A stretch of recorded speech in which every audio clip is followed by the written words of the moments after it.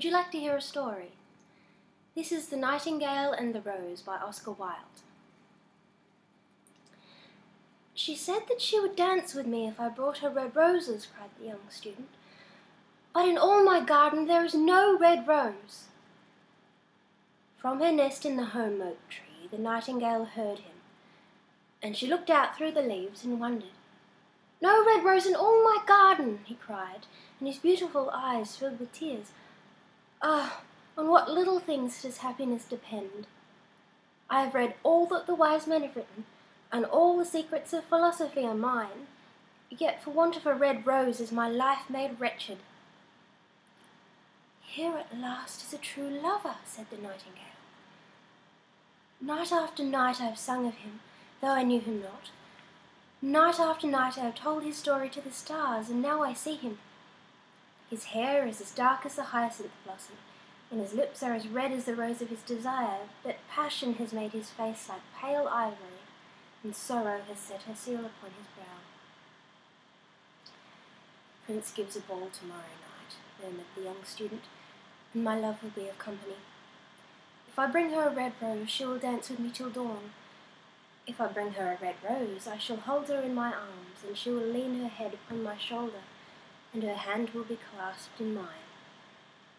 But there is no red rose in my garden, so I shall sit lonely, and she will pass me by. She will have no heed of me, and my heart will break.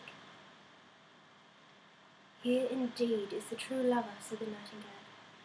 What I sing of, he suffers. What is joy to me, to him is pain. Surely love is a wonderful thing. It is more precious than emeralds and dearer than fine opals. Pearls and pomegranates cannot buy it, nor is it set forth in the marketplace. It may not be purchased of the merchants, nor can it be weighed out in the balance for gold. The musicians will sit in their gallery, said the young student, and play upon their stringed instruments, and my love will dance to the sound of the harp and the violin. She will dance so lightly that her feet will not touch the floor, and the courtiers in their gay dresses will throng around her. But with me she will not dance, for I have no red rose to give her. And he flung himself down on the grass and buried his face in his hands and wept. Why is he weeping? Asked a little green lizard as he ran past him with a tail in the air. Why indeed, said a butterfly who was fluttering about after a sunbeam. Why indeed, whispered a daisy to his neighbour in a soft, low voice. He is weeping for a red rose, said the nightingale. For a red rose, they cried. How very ridiculous! And the little lizard, who was something of a cynic, laughed outright. But the nightingale understood the secret of the student's sorrow, and she sat silent in the oak tree and thought about the mystery of love. Suddenly she spread her brown wings for flight and soared into the air. She passed through the grove like a shadow, and like a shadow she sailed across the garden. In the centre of the grass plot was standing a beautiful rose tree, and when she saw it she flew over to it and lit upon a spray. Give me a red rose, she cried, and I will sing you my sweetest song. But the tree shook its head. My roses are white, it answered, as white as the foam of the sea and whiter than the snow upon the mountain. But go to my brother who grows round the old sundial, perhaps he will give you what you want. So the nightingale flew over to the rose tree that was growing around the old sundial. Give me a red rose, she cried, and I will sing you my sweetest song. But the tree shook its head.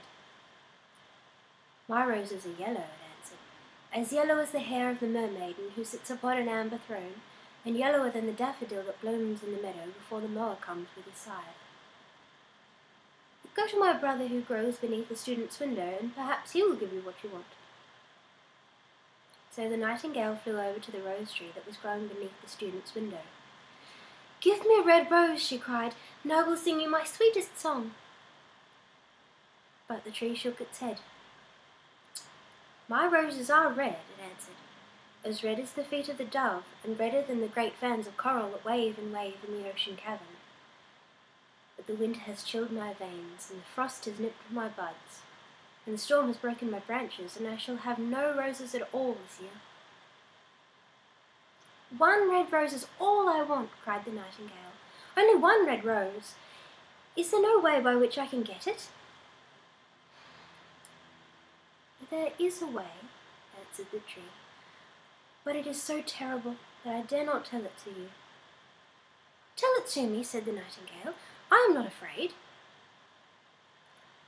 "If you want a red rose," said the tree, "you must build it out of music by moonlight, and stain it with your own heart's blood. You must sing to me with your breast against a thorn. All night long you must sing to me, and the thorn must pierce your heart, and your lifeblood must flow into my veins and become mine." "Death is a great price to pay for a red rose," cried the nightingale, "and life is very dear to all. It is pleasant to sit in the green wood and to watch the sun in his chariot of gold, and the moon in her chariot of pearl. Sweet is the scent of the hawthorn, and sweet are the bluebells that hide in the valley, and the heather that blows on the hill. Yet love is better than life. And what is the heart of a bird compared to the heart of a man?" So she spread her brown wings for flight and soared into the air. She swept over the garden like a shadow, and like a shadow she sailed through the grove. The young student was still lying on the grass where she had left him, and the tears were not yet dry in his beautiful eyes. "Be happy!" cried the nightingale. "Be happy! You shall have your red rose.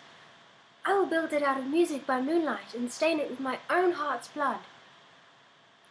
All that I ask of you in return is that you will be a true lover. For love is wiser than philosophy, though she is wise, and mightier than power, though he is mighty. Flame-coloured are his wings, and coloured like flame is his body. His lips are sweet as honey, and his breath is like frankincense." The student looked up from the grass and listened. He could not understand what the nightingale was saying to him, for he only knew the things that are written down in books. But the oak tree understood and felt sad, for he was very fond of the little nightingale who had built her nest in his branches. "Sing me one last song," he whispered. "I shall feel very lonely when you are gone." So the nightingale sang to the oak tree, and her voice was like water bubbling from a silver jar. When she had finished her song, the student got up and pulled a notebook and lead pencil out of his pocket. "She has form," he said to himself as he walked away through the grove. "That cannot be denied to her. But has she got feeling? Ah, I am afraid not. In fact, she is like most artists. She is all style without any sincerity. She would not sacrifice herself for others. She thinks merely of music, and everybody knows that the arts are selfish. Still, it must be admitted that she has some beautiful notes in her voice. What a pity it is that they do not mean anything or do any practical good." And he went into his room and lay down on his little pallet bed and began to think of his love, and after a time he fell asleep. And when the moon shone in the heavens, the nightingale flew to the rose tree and set her breast against the thorn. All night long she sang with her breast against the thorn, and the cold crystal moon leaned down and listened. All night long she sang, and the thorn went deeper and deeper into her breast, and her lifeblood ebbed away from her.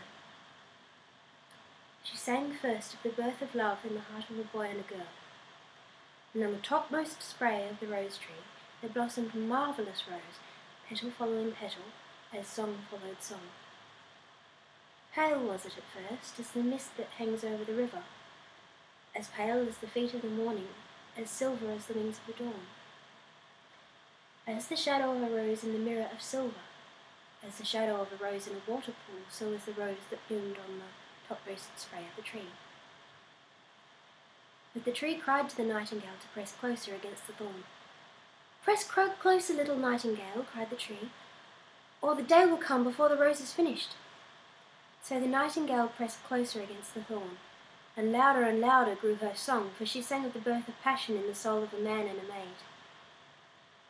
And a delicate flush of pink came into the leaves of the rose, like the flush in the face of the bridegroom when he kisses the lips of the bride. But the thorn had not yet reached her heart, so the rose's heart remained white, for only a nightingale's heart's blood can crimson the heart of a rose. and the tree cried to the nightingale to press closer against the thorn. "Press closer, little nightingale," cried the tree, "or the day will come before the rose is finished." So the nightingale pressed closer against the thorn, and the thorn touched her heart, and a fierce pang of pain shot through her. Bitter, bitter was the pain, and wilder grew her song, for she sang of the love that is perfected by death, of the love that dies not in the tomb. And the marvellous rose became crimson, like the rose of the eastern sky. Crimson was the girdle of petals, and crimson as a ruby was the heart. But the nightingale's voice grew fainter, and her little wings began to beat, and a film came over her eyes. Fainter and fainter grew her song, and she felt something choking in her throat. Then she gave one last burst of music. The white moon heard it, and she forgot the dawn, and lingered on in the sky. The red rose heard it, and it trembled all over with ecstasy, and opened its petals to the cold morning air. Echo bore it to her purple cabin in the hills, and woke the sleeping shepherds from their dreams. It floated through the reeds of the river, and they carried its message to the sea.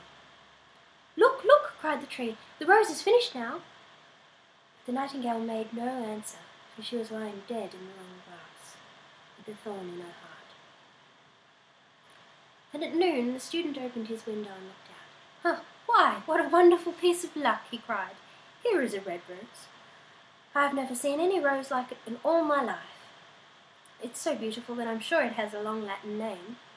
And he leaned down and plucked it. And he put on his hat and ran up to the professor's house with the rose in his hand. The daughter of the professor was sitting in the doorway winding blue silk on a reel, and her little dog was lying at her feet. "You said that you would dance with me if I brought you a red rose," cried the student. "Here is the reddest rose in all the world. You will wear it tonight next to your heart, and as we dance together it will tell you how I love you." But the girl frowned.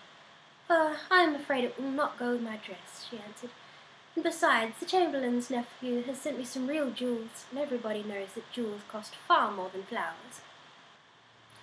"Well, upon my word, you are very ungrateful," said the student angrily, and he threw the rose into the street, where it fell into the gutter, and a cartwheel went over it. "Ungrateful," said the girl.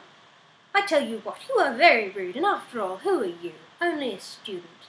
Why, I don't believe you've even got silver buckles to your shoes as the Chamberlain's nephew has." And she got up from her chair and went into the house. "What a silly thing love is," said the student as he walked away. "It is not half as useful as logic, for it does not prove anything. It is always telling one of things that are not going to happen, and making one believe things that are not true.